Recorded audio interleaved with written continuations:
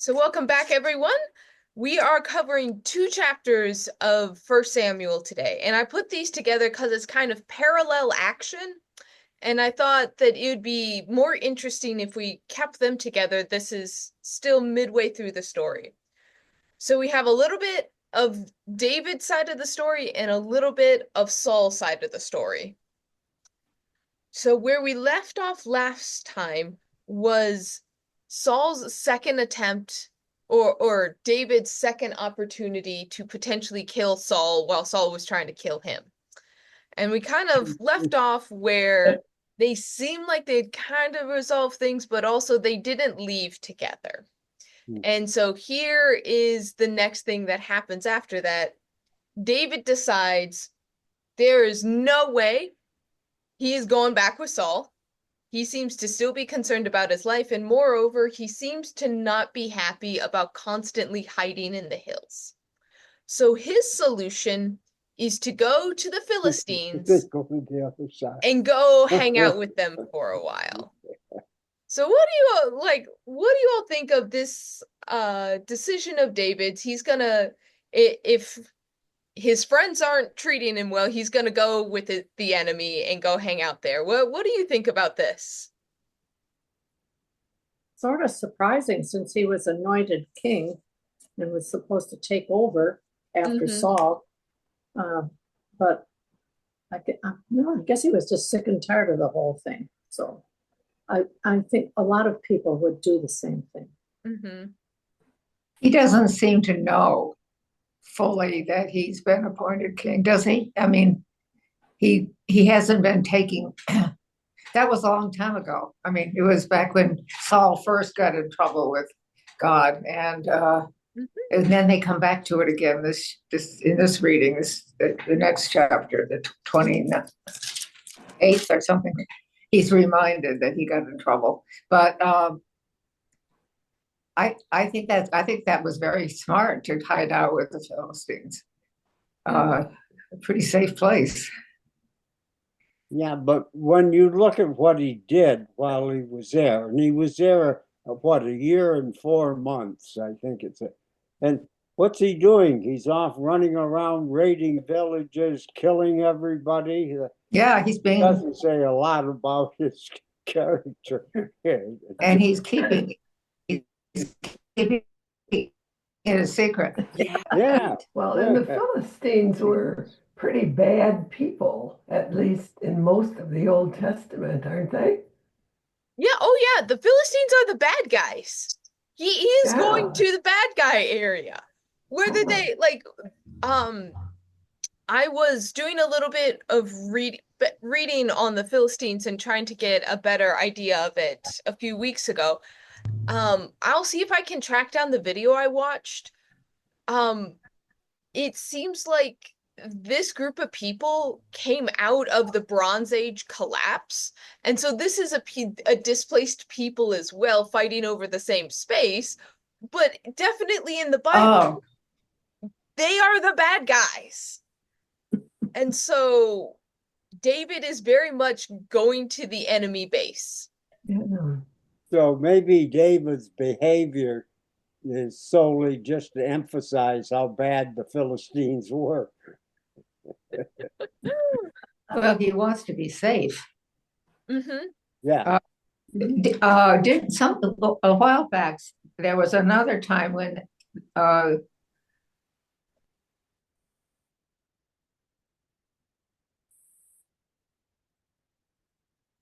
was a long time ago.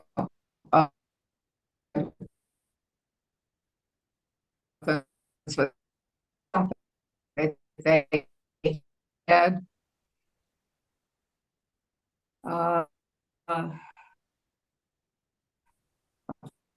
to look.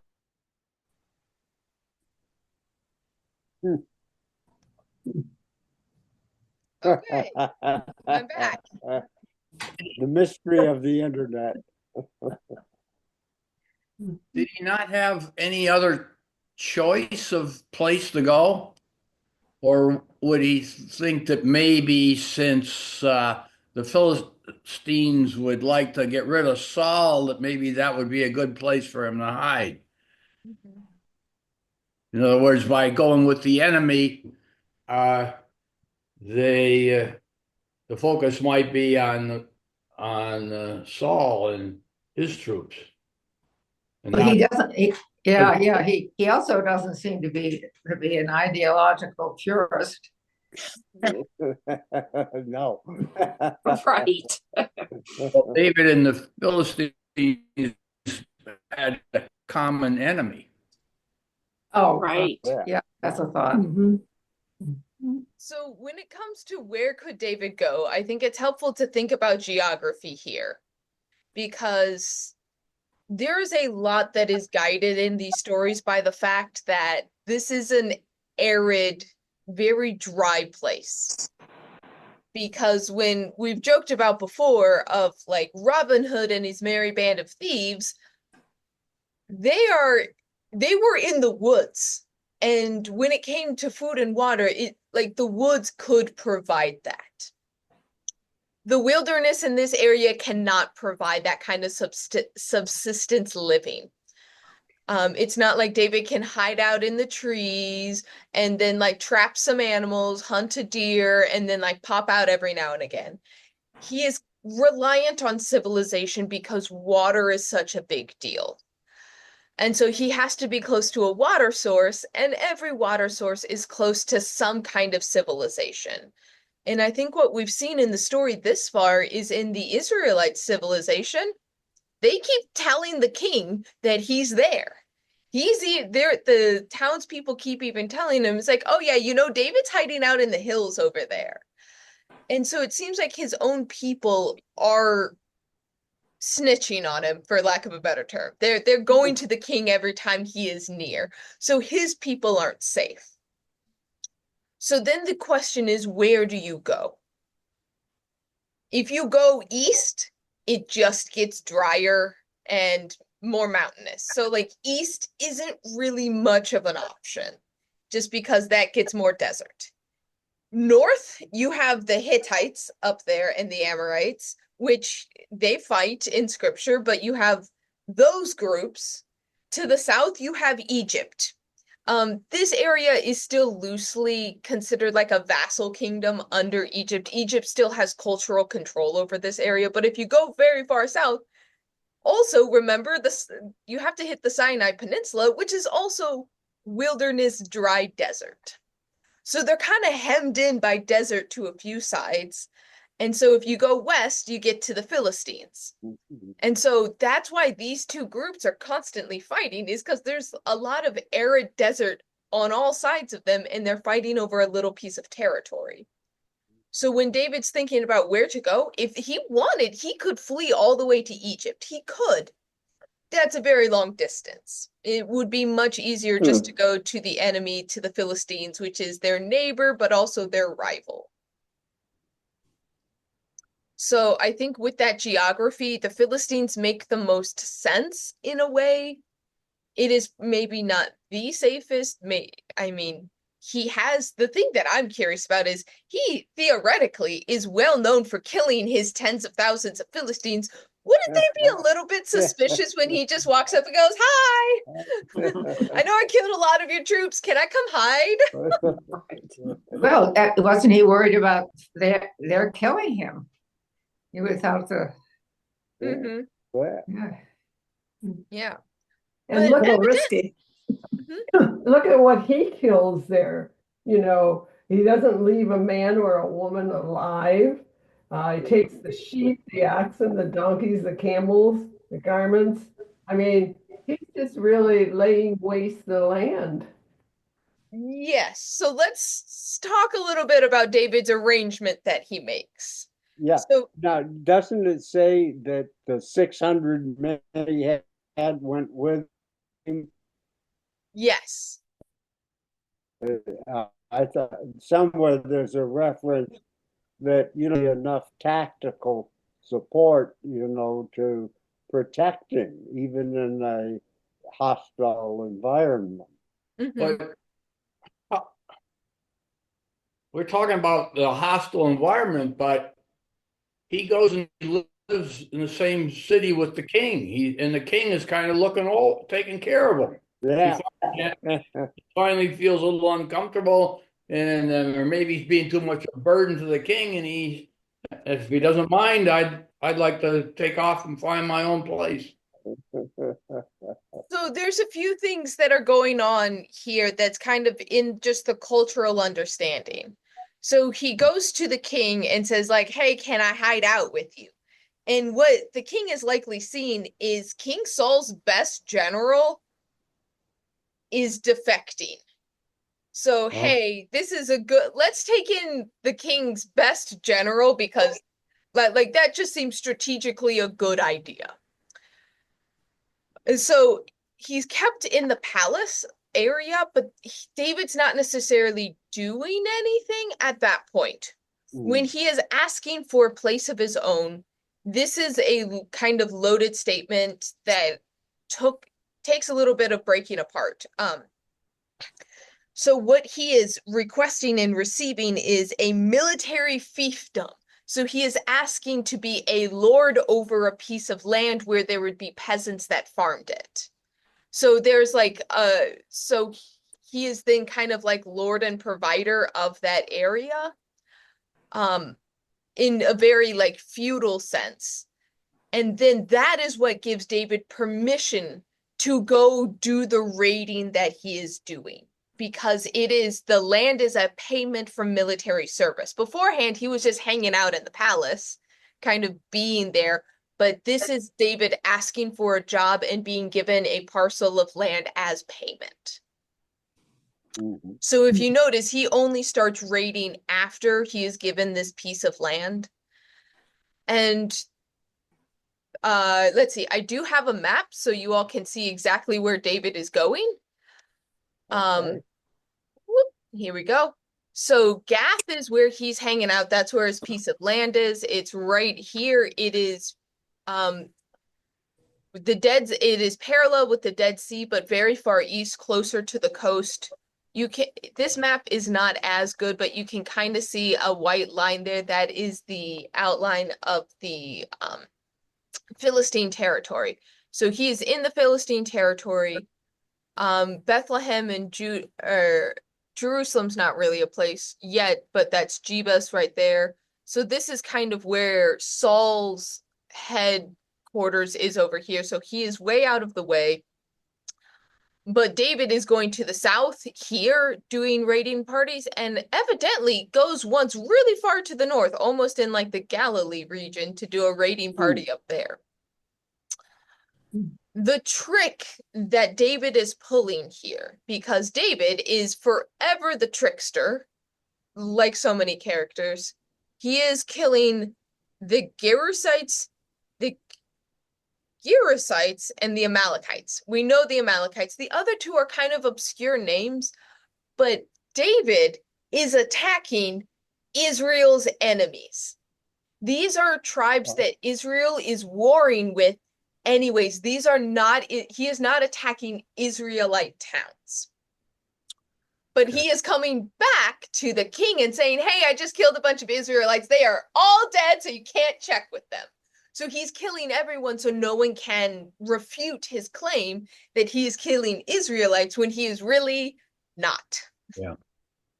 Yeah, what's the relationship between the Philistines and the Israelites at that time? So they are preparing for big war with each other. Yeah. They're the backdrop of all of this is not just a skirmish that they are preparing for. They're about to prepare for like a full-on war. Okay. So the king would be happy that David's off killing a lot of Israelites. Yes. Yeah. Gary, you look like you had a thought as well. No, I think I was just catching on to what's going on. Okay. So David's not killing the people he is saying he is killing. He is lying to the king. Right. What? Full bold-faced lies. These might have been Philistine allies that he was wiping out at various places. Yes. In strengthening Israel. by doing so. Yeah. How do you know that he's lying? I mean, I don't understand that. So this, all right, mine is on two different pages, but if you look at what David is saying in verse 8, now David and his men went up to raids on the Gershusites, the Gezersites, and the Amalekites. Yeah. Okay. So those are the places where David is going. Yeah. And that's when we see the settlement of Hallam on the way to Shur. We know where these places are, give or take. Okay. And so that's where it says David struck down every man, woman, and child. He's keeping the animals, he's keeping the clothing. He is being just a classic raider, pillager. He's making himself Okay. rich by eliminating people. Gotcha. But then in verse 10, when That's okay. he says, against whom have you raided? He says, well, the Negev in Judah, just not where he was. And that's not where he went. He is killing the Jeremielites and the Kenites. These were Israelite tribes, and he's not killing those people. And so it's because these two lists don't match up that we know he is lying. The other hint is right afterwards. This is the language is a little bit old. It's worded weirdly because they're trying to translate how it says it in Hebrew, but it's also David knowing that he is lying here. That David left neither man nor woman alive to be brought back to Gath, thinking they might tell about us and say, David has done so and so and so. Meaning, if I leave someone alive, they'll come back and tell of exactly what I've been doing, which is not what I'm saying I'm doing. Okay, not what I'm telling the king. Uh-huh. So at the end, the king of the Philistines is evidently so impressed. He's like, oh, he's being abhorrent to his own people. Great. And he makes David his personal bodyguard for life. So that's kind of the end of the little snippet of what's going on with David. He is a raider, and he has been elevated because he's such a good raider to be the king's personal bodyguard. So what do you think of the situation David's got himself into here?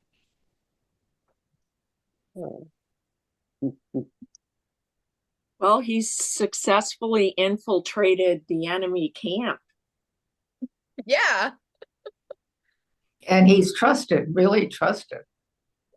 Mm-hmm. He must be really charming.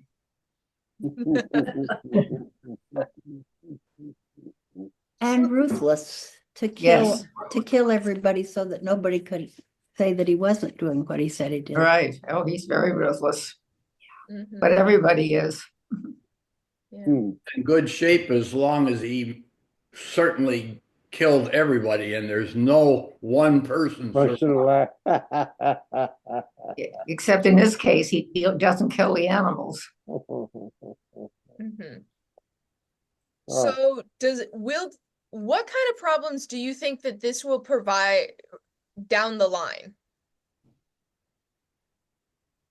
For who? For David. Oh, for David. Oh, somebody may find him out. What kind of somebody are you thinking? Probably female. Knowing David.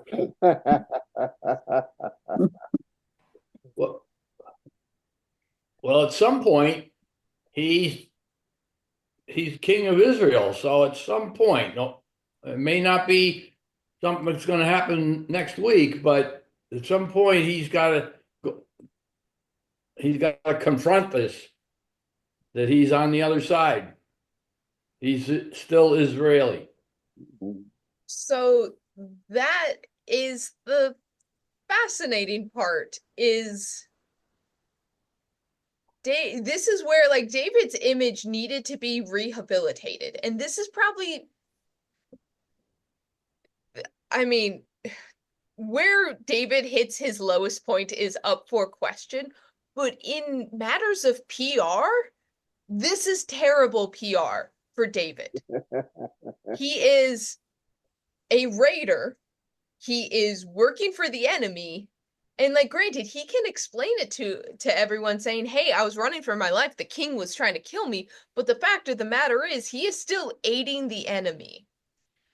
Mhm. And they're going to pull this guy in as king? Mhm.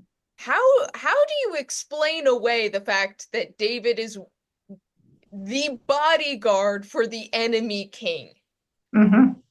That it was all part of a larger plot. Ah, okay, say more.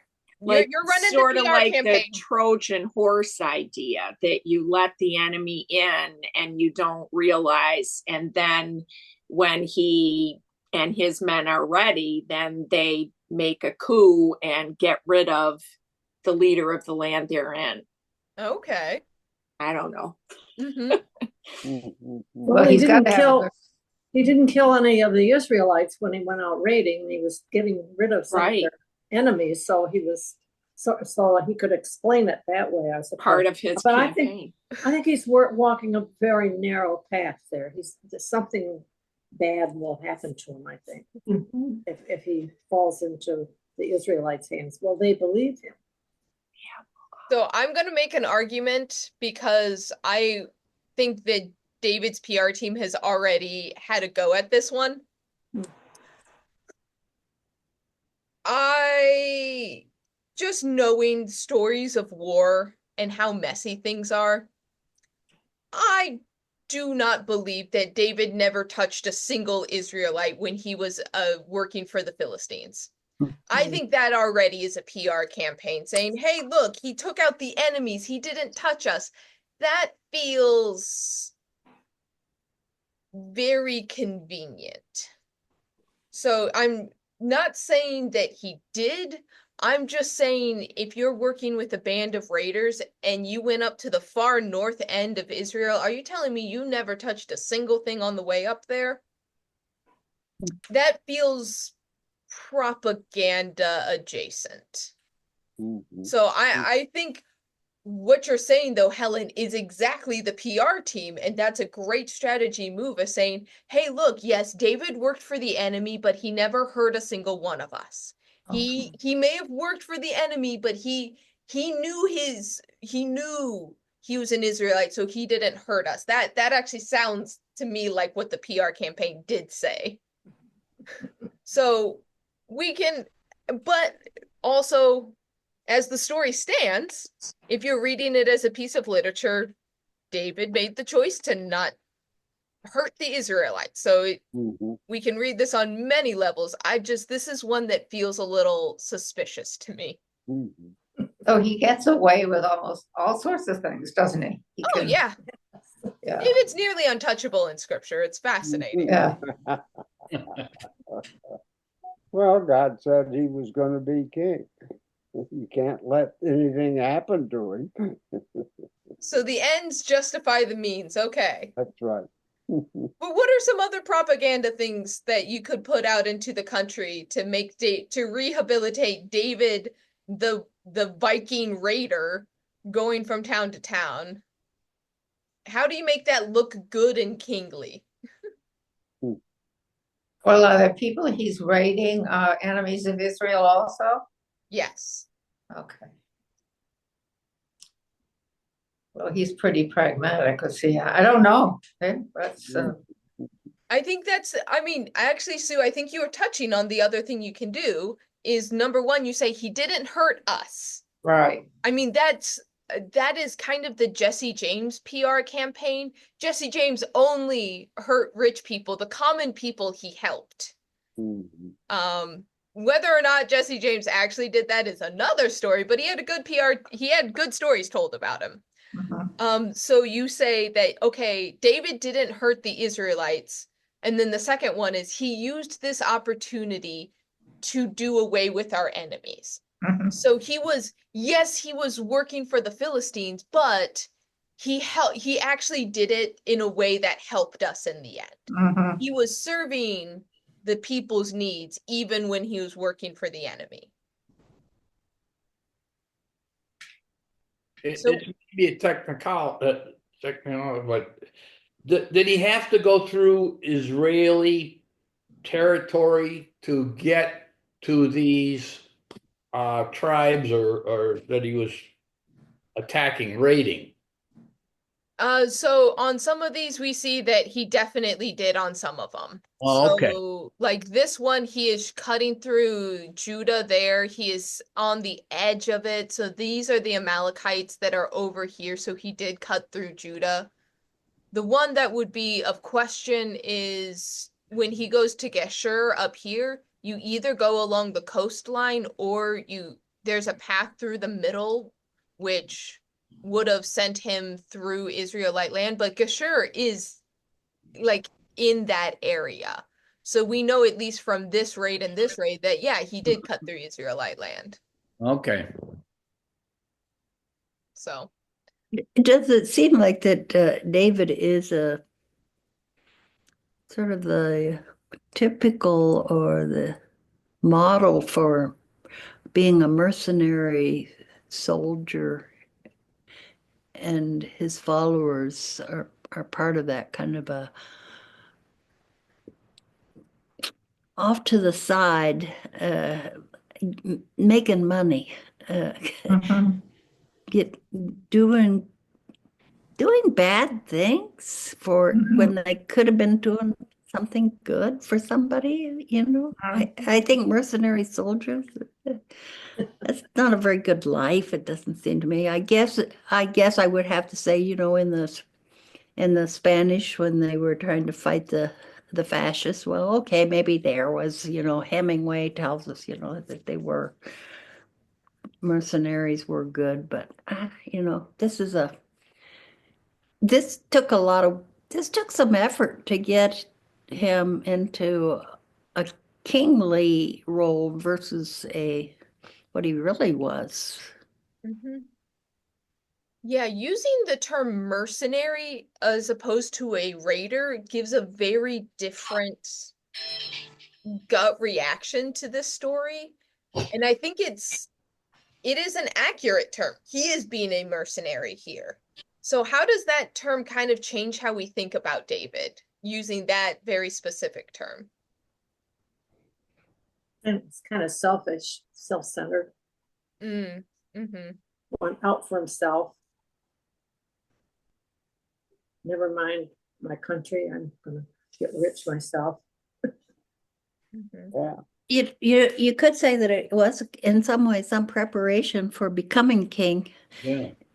And that a mercenary would be kind of taking a look at what's around and deciding where to go and be a mercenary. I mean, you as you mentioned, there weren't too many options because of the geography, but you know, he was looking at the power struggles that were going on. He saw all the kinds of conflicts that were happening between the different tribes. In order to be able to go and participate in a way that he would come out on the top. And he It seems like a good preparation for the future. If he's going to be king, he's got this time here and he's got the men, he's got the cover. You just go up and get rid of some of these problems, or not up and down, I guess, according to the map, but just go get things so that he's got a better foundation when the time comes that he's going to take over as king. The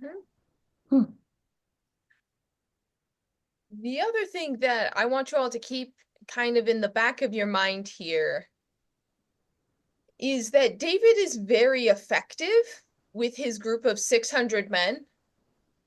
When it comes time for him to actually claim the role as king, what that does to know that he is so successful, whether or not he has the official military behind him, he does have this group of mercenary men that seemingly are very effective wherever they go. That David is fundamentally a military man and a very effective one. So hold on to that. Let's switch gears. Let's switch stories to pay attention to the parallel story happening. Mm-hmm. So while David is going out with his raiding party and ending up as bodyguard to the king of the Philistines is preparing for war. And King Saul knows this. And so if you remember, there is the quick line, oh yeah, by the way, Samuel died. And we mentioned that there wasn't much of a fuss made about it. It's because you needed to say back then that Samuel died for this story to make sense. So Samuel had died, all of Israel had mourned for him, so evidently there was a big hoopla about this. It just wasn't on screen. The Philistines are assembling for war, and Saul is freaking out. He is scared. He doesn't know what to do. He is afraid, and his heart is trembling greatly. Not only that, God is not answering. Yeah. God is not sending him dreams. Dreams were very important. He's getting no dreams. The Urim and Thummim, those are those two stones that you toss when you ask questions. That's the magic 8-ball. So God's not answering when he's throwing the stones, and the prophets have nothing for him. So those are his 3 ways of communicating with God, and God is silent. What do you make of this situation? Is this like, hey, long time coming, buddy? Or do you empathize with him? What do you think of this situation? God really hasn't talked to him for a long time. He didn't notice before. He evidently was making do somehow. Yeah, he was, because he was, and Samuel told him that what he had done was wrong, and he just he blew it off, sort of. Mm-hmm. Went on doing what he was doing.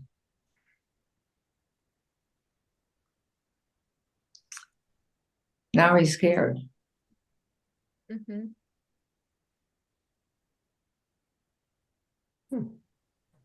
You know what confuses me in this is, my memories of Bible study, which are way back.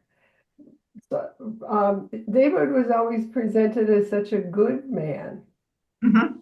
And he wrote all this poetry, and and he's not being a good man here. He's an ancestor of Joseph. Yeah. And I don't know what it means when it says Saul had put the mediums and the necromancers out of the land. Mm-hmm. So this Saul was actually following Levitical law by doing that somewhat. So I'll bring us up, and then let's talk about the mediums and the magicians in the land. So Saul has no idea what to do. So his brilliant idea is, well, let me consult my good buddy Samuel, because Samuel was his mentor. Samuel always told him what to do. So, hey, I'll go talk to Samuel, but Samuel's dead. So what he needs is essentially a necromancer. He needs someone that does black magic, because black and white magic were considered different things. So this is dark magic that deals with the dead. So I need someone who can go talk with the dead. So I need a witch, a magician, a mage, a sorcerer, a wizard, someone of that ilk that can talk with the dead. So if you go back, I'm going to read a few verses if you want to follow along with me. It starts in Leviticus chapter 19. So Leviticus 19 and 20 have a smattering of passages about witches and wizards. This is one where our modern idea of like what a witch and a wizard is not, this is one where the word is the same and the connotation is different. because like today we would think of things like the Ouija board or tarot cards as kind of being magical in nature. That comes from the spiritualist movement in the Victorian era, that all of those things were developed. But there's a certain amount of divination that actually the like priest would do. Like we were talking about like throwing the stones. Today, we would consider that magical in nature because we're throwing a stone asking the divine to give us an answer. Now, is magic one of the things that is condemned by the Catholics or Yes. Christians? Yeah, but not Judaism. I cannot speak on behalf Right. of the Jewish tradition on this one. I just don't know. At any rate, so Okay. the idea, like thinking about like making a potion and drinking it in that kind of like herbalist sense, that was just their health care at the time. They had like different tinctures and concoctions, and like the witch standing over the big cauldron. All of that is a modern understanding of witchcraft, which was just medicine for them. So the line between medicine and witchcraft is a lot fuzzier in their world. When they're talking about witchcraft and wizards, they're specifically talking about the like malevolent side of it, not the like healing magic. Their world was considered magical, and so in their minds, this was really possible. In our modern science, we've kind of debunked some of the claims that are out there, and so we think of it magical thinking as being like fairy tales. But in their world, this was a real thing for them. But it wasn't, some of the things we consider magical were normal for them. That would not be considered in the realm of magic. Anyways, that's a long explanation.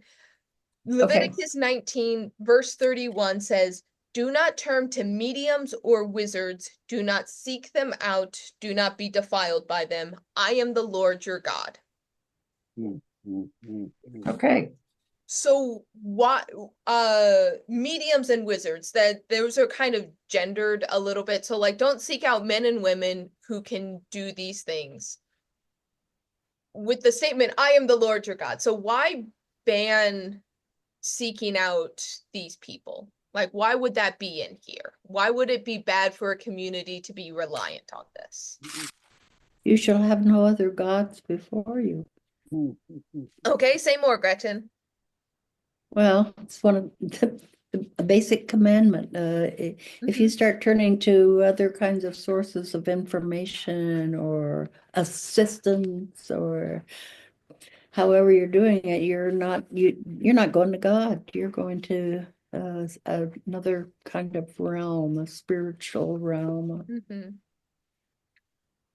So in a way that it's, even if you're seeking after God, you're seeking it through, or theoretically, if you're seeking after a medium, you don't know what the medium's connected to. You don't know if the medium's actually connecting with God or something else.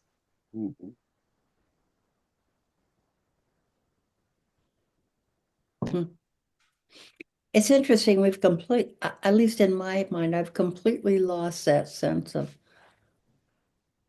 somebody out there connecting with somebody else, or with Satan or the devil. That just is not in part of my theology. But some places in the New Testament remind us that they're still roaming around. The lions are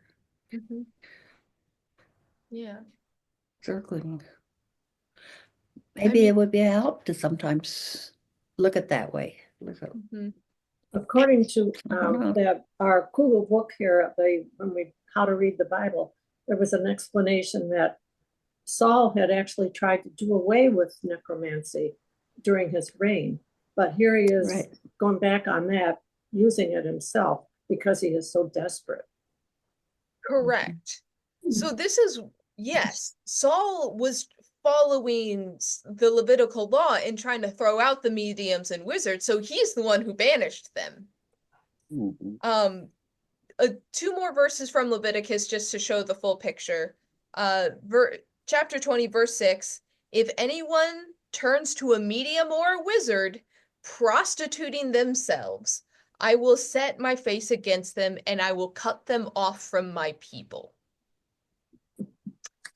Wow. So knowing that it was Saul who cast them out, Saul knows this. So he is so desperate.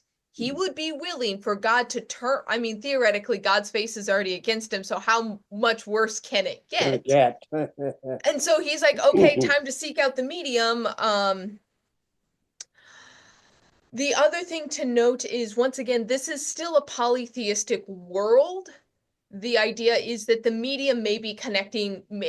The idea of demons hasn't really entered into the conversation yet, but the medium could connect with a different god or a different pantheon, and so someone else could respond.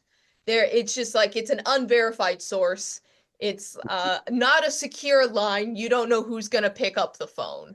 It could be an Egyptian god, it could be a Hittite god. You don't know who's going to answer on the other line, so don't go to these people. And if you do, it's considered prostituting yourself. And hey, that's unfaithfulness. I'm cutting you off. Okay, the Leviticus is pretty specific about stuff. Yeah. Is this the most significant explication of the rules for Judaism in Leviticus? Is that the rules for what? The law.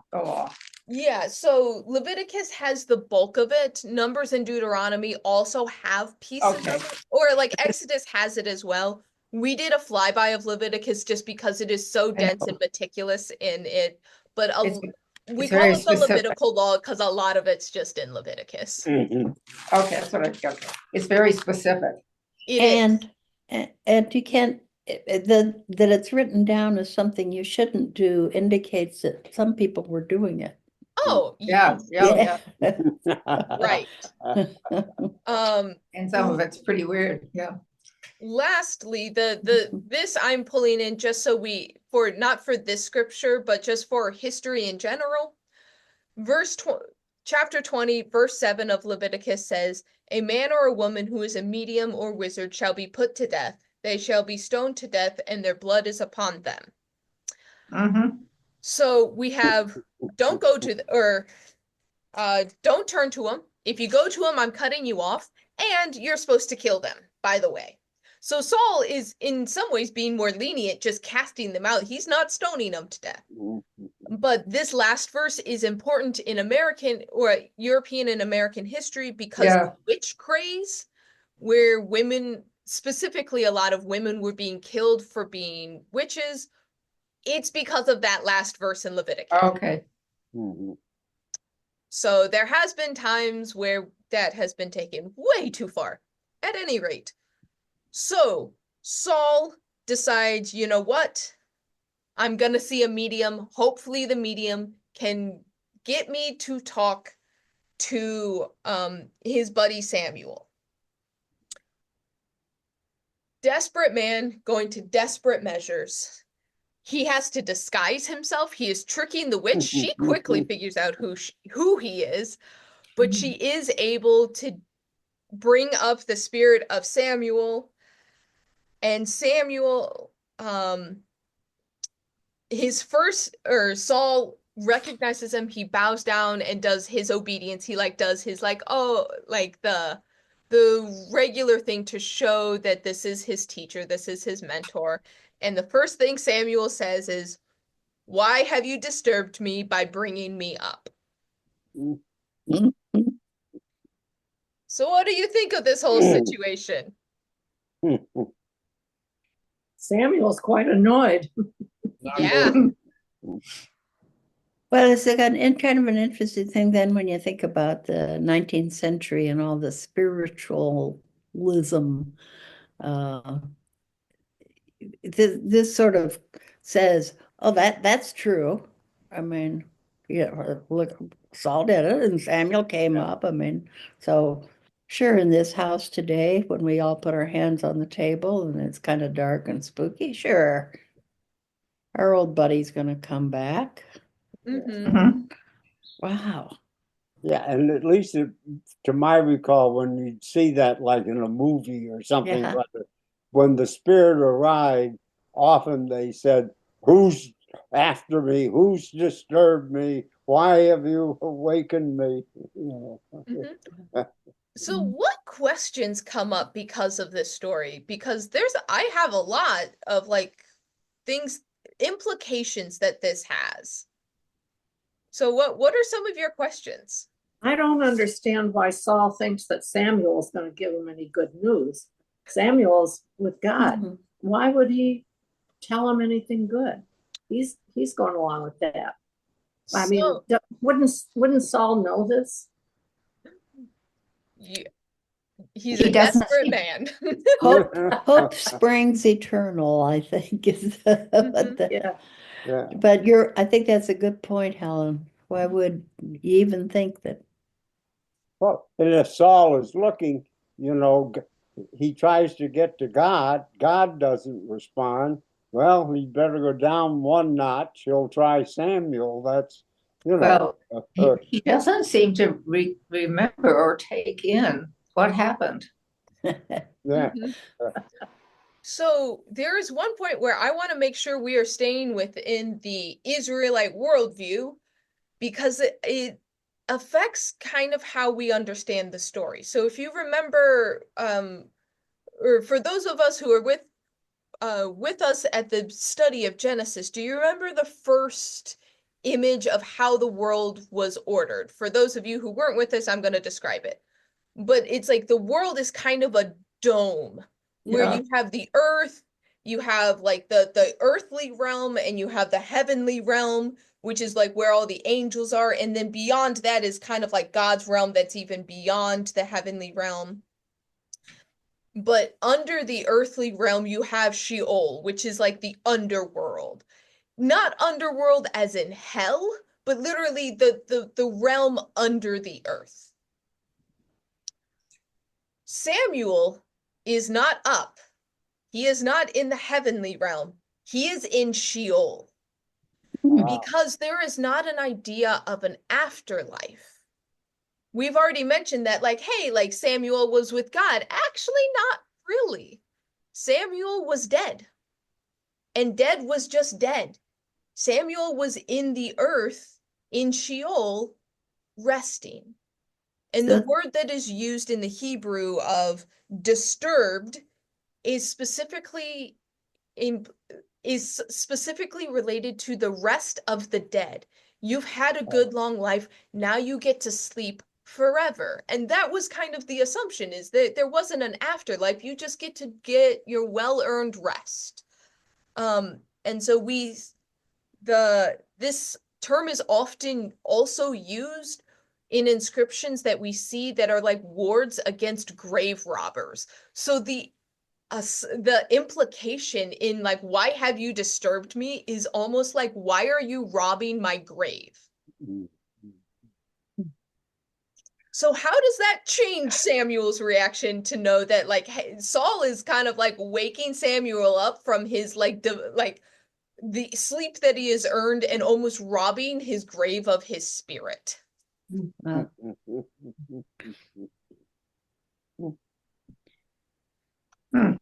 And so that idea of is that bringing up is I don't know, for the spiritualists of the 19th century, I'm not sure they really thought they were bringing up. That's a very helpful, they thought they were coming from the above. The ether. Yeah, so the spiritualist movement has like there's two inventions that really guide how they envision the other, like the spiritual realm. Um, there are some really interesting questions of like, how do we envision ghosts?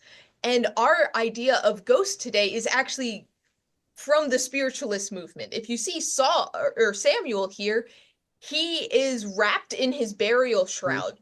So he has this white cloth around him, which is part of the origin of kind of our white ghost sheet figure, is because it is the burial shroud that people were buried in. Oh. The idea that ghosts are translucent is because of how the spiritualist movement kind of faked photographs of dead people with double exposures, and they're semi-translucent. Before photography and that like double exposure thing, ghosts were not translucent. They were fully corporeal looking. And so we see their idea of a ghost is this like fully like Samuel's not see-through. He's just in his burial sheet that they put him in the grave into. And so other things that spiritualists kind of like guided what like they the other things in their mind was they tried to use electricity. Electricity was a new thing, so they thought they could use electricity to locate spirits. But the other one is gas lamps in houses. There's a lot of hallucinations that happened that disappeared the moment that we stopped having gas lamps in houses. So the idea that there's like this gaseous realm, the ether, is literally because of gas leaks in houses. And people were hallucinating and dying because of gas leaks. So the ether is a manifestation of burning natural gas in houses. So all of these things kind of like form the way we think of spirits, and we can see how this changes. And so in this one, Saul is trying to bring someone up from the ground and have kind of a realized ghost that he can talk with through this medium. In which Samuel gives him another talking to. Sue, as you remind us all the time, like, why doesn't Saul remember all of the things he's already been told? And in the same way, he's like, yeah, God stopped talking to you. I told you God was going to stop talking to you. Your kingdom's ripped away. Remember, you didn't do what I told you to do. And there's the memory that we read a while back of where Saul did destroy a kingdom, but he left the king alive.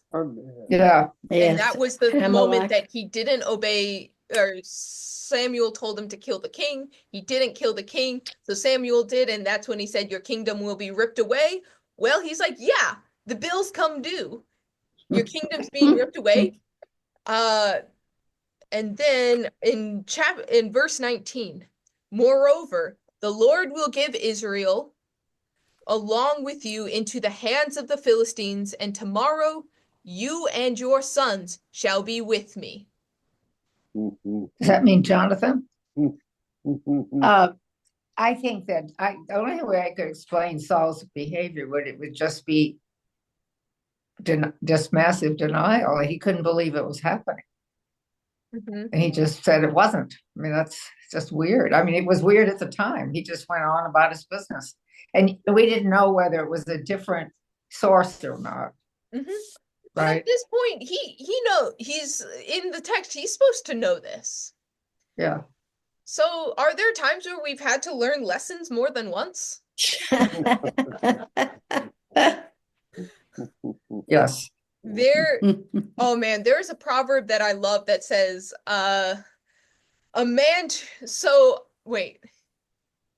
as a dog returns to its own vomit, so is a man that returns to his own folly. That's right. Right. We keep doing the same thing over and over again. Yeah. Hoping for a different outcome. And what was it? Those who deny the existence of history are bound to repeat it. Repeat it. Yeah. Although this particular incident was it seemed like it was for ignoring this particular thing. It seems to have taken massive denial because it came from God. You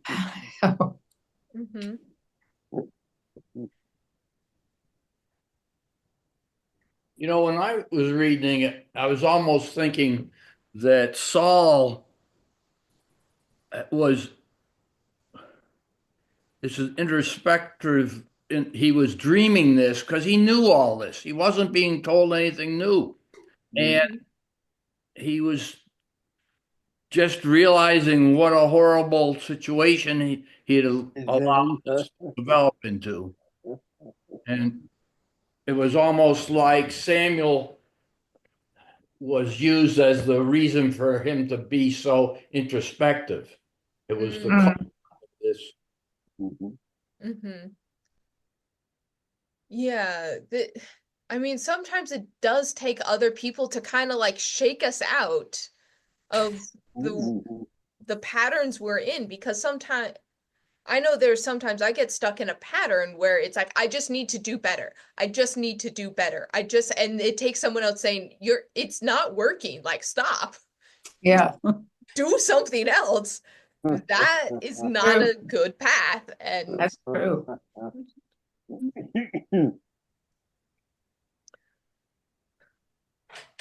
so what do you think of this whole parallel situation? We have David with the Philistines on the one hand. We have King Saul, terrified for his life, seeking mediums, on the other side.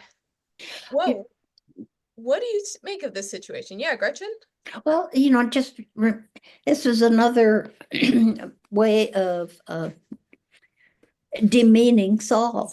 If you talk about this as kind of as propaganda here we go. Well, there's another reason that Saul was a bad person. He consulted a medium. I mean, really, and that it just goes. I mean, he not only consulted a medium, he consulted a medium after he himself banished them. Like, that's hypocritical. Like, it's one thing if someone else banished them, but he's the one who did it. Poor Saul. Yeah. Well, I kind of think that ending where the woman, and of course it is a woman, it's the medium, goes about trying to, I don't know, feed him, get him back into himself again, trying to, you're the king, I gotta take care of you, and even though you tricked me, but still, I don't know. He would not eat. He's playing it for all he can, isn't he? Can you just see it there? Wouldn't it be a great scene?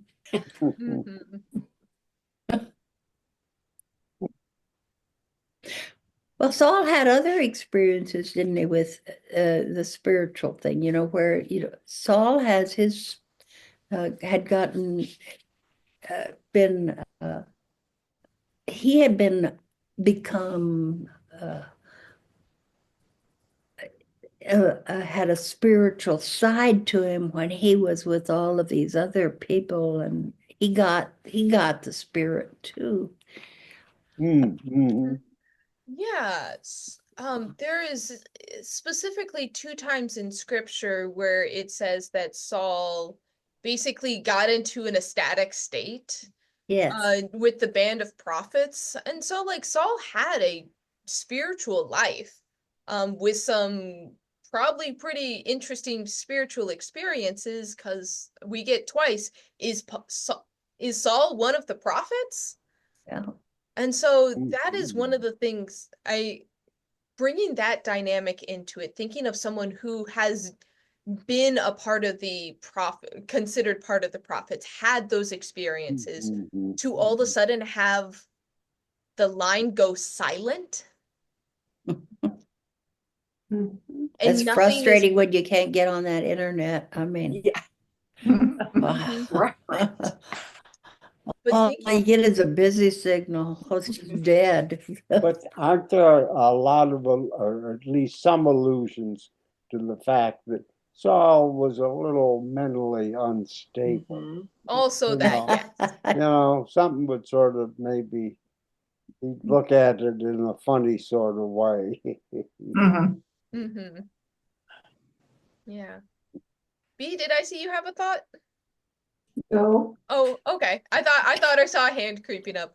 So, I mean, this is where Saul is such a complicated person, where there is some mental instability, there is a steep spiritual life, there is him trying to do his best and him failing and him trying to make good by it.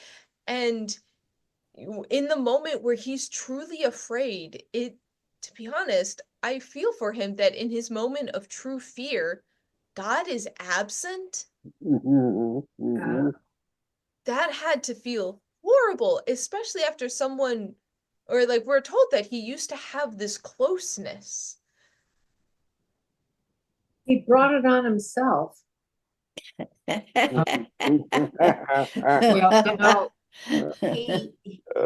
But you do feel sorry for him. But on the other hand, he's reached a point where he has no choice. There's nowhere for him to go, and so he's just throwing himself on the ground, and he doesn't know what to do. And you kind of feel sorry for that feeling for him. But on the other hand, you might have known long ago that you didn't do what you're supposed to do. Never made up for it, So what could have gone differently? What would have led him to a different point? How could this scene have been different? He really should have killed that king. Well, he kept all those oxen and everything too. He's a pretty old guy by now. Anyway, anyway, I don't know.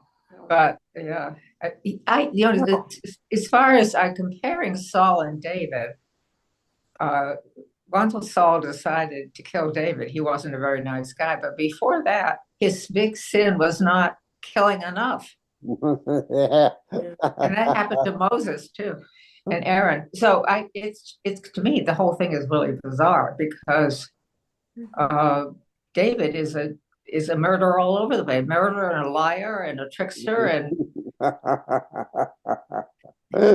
yes. I mean, he's just so God's gonna make him king. I don't think there is a way for him to make everything right. Yeah. Because you can't change history. You can't change what happened before.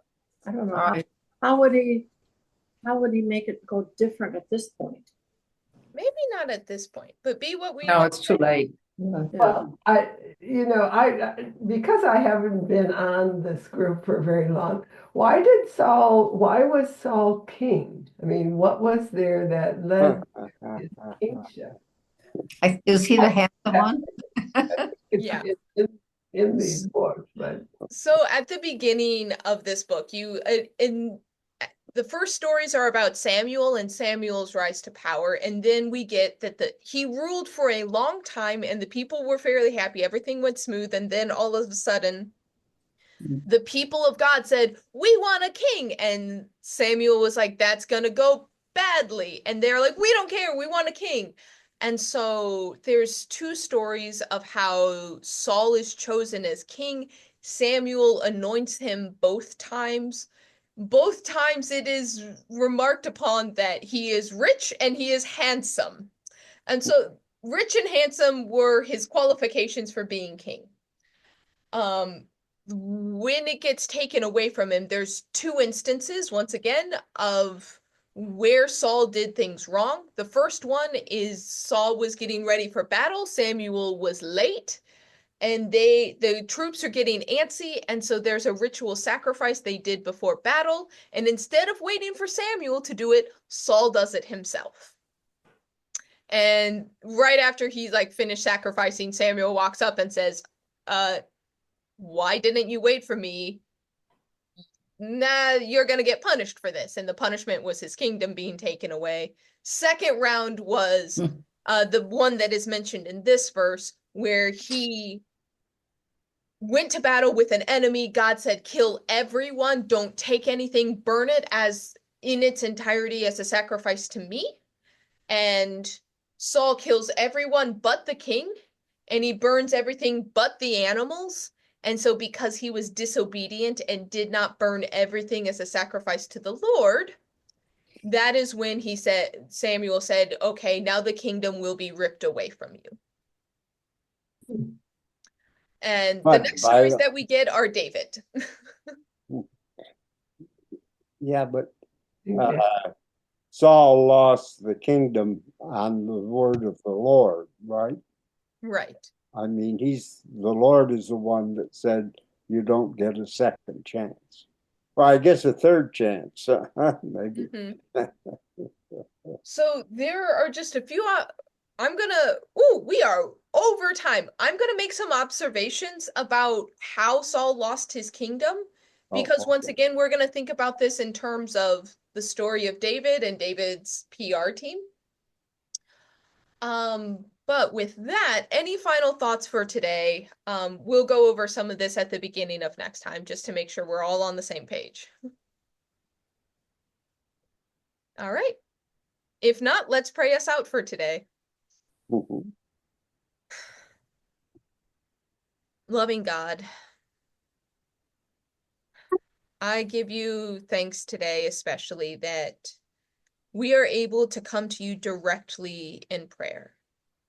It's sometimes hard to know how to listen for your answers to prayer, but we believe that you are in the world and that, yes, you communicate with us. Not through the stones to throw for a yes or a no, and not through mediums or through prophets, but we believe that you are present in our life, that you give us the answers we need in time if we listen. So help us listen to you. Help us listen for the quiet voice that often is drowned out by TVs, by politicians, by people in the media who have something to sell us.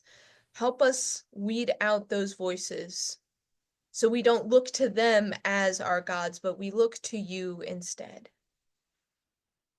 So guide us in the week to come until we're able to gather again together. In Jesus' name, amen. All right. Thank you. Thank you, Take care, Chris. everyone. Thank you.